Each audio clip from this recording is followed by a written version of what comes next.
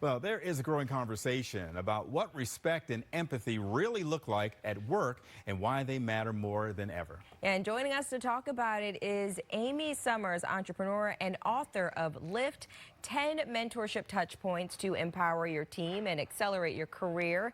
Amy, good morning. Now, we know a lot of young workers say they don't really feel respected or heard at the workplace. So what are some things leaders are getting wrong about what actually motivates people today? Well, thanks for having me on this morning. And I think what I'm hearing from a lot of young professionals is they want more connection and direction. We're really, coming out of the pandemic, and we're like 6 years out now with this hybrid and remote situation, and we still don't have it all figured out. Now we're layering in all this AI and automation. And so young professionals really crave having leaders directing them in person, and we're missing that. Amy, I guess to that point, do you think it is a generational thing because this generation is coming up with so much of the tech and the screens and not so much of the personal contact? Yes, they've been isolated. They're coming out of college where many of their classes have been on Zoom, and many of them have the option to go in person or on Zoom, but a lot are telling me they just go to Zoom. So internships are the same way, and then they enter the workforce again on Zoom. So we really have to be intentional now about bringing our young professionals in person, because we're, once you were mentored in the office and it just kind of happened by what I call mentorship by osmosis, we weren't really intentionally doing it. We were just around people. That's not happening anymore. So we have to be more intentional.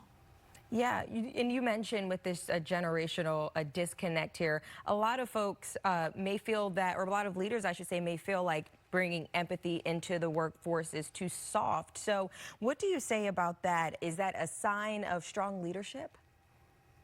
Well, we're not bots, so we need empathy. And so young professionals and people coming out of college, they're looking for empathetic leaders.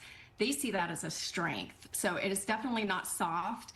And it also flags that the leader is not big on ego too. If they have an empathy chip, then they're going to care about their team. And so they're looking for that. So it is important to show that you care. And that may look like just, not going straight into directives and telling people what to do, but asking them, how is your week going? What are you seeing? Asking to add to the conversation. So now in your book, Lift 10, you have mentorship, or in your book, Lift, I should say, you have 10 mentorship touch points to empower your team and accelerate your career. So talk to us about some of the maybe tips or maybe suggestions for the team to help those young people along. Yes, so the 10 touch points that I outline in my book are really some of the mentorship-led points that I have found through my career that really make a difference in developing talent. And they're simple things. So I think we've made mentorship into something that sounds really complicated or intimidating. You have to, have it be a mentorship program, or you have to go meet with your mentor.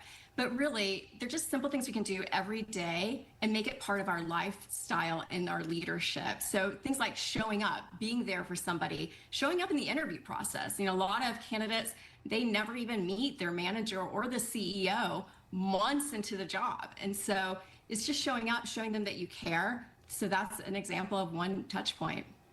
Yeah, and to any leader or teammate out there, what is one thing or simple habit that either can do that will make a difference for both of them in the workplace?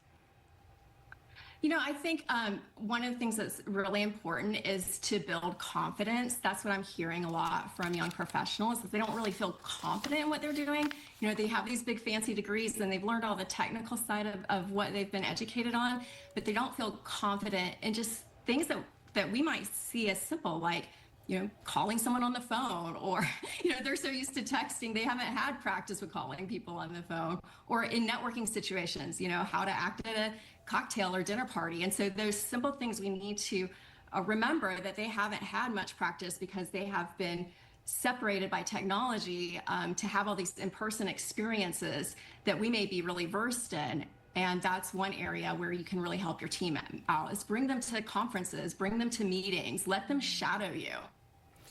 Amy, thank you so much for this, and I'm sure a lot of folks will get a lot of benefit from your book, Lift, and we hope to talk to you again. Thank you so much. Thank you. All right, well, coming up next,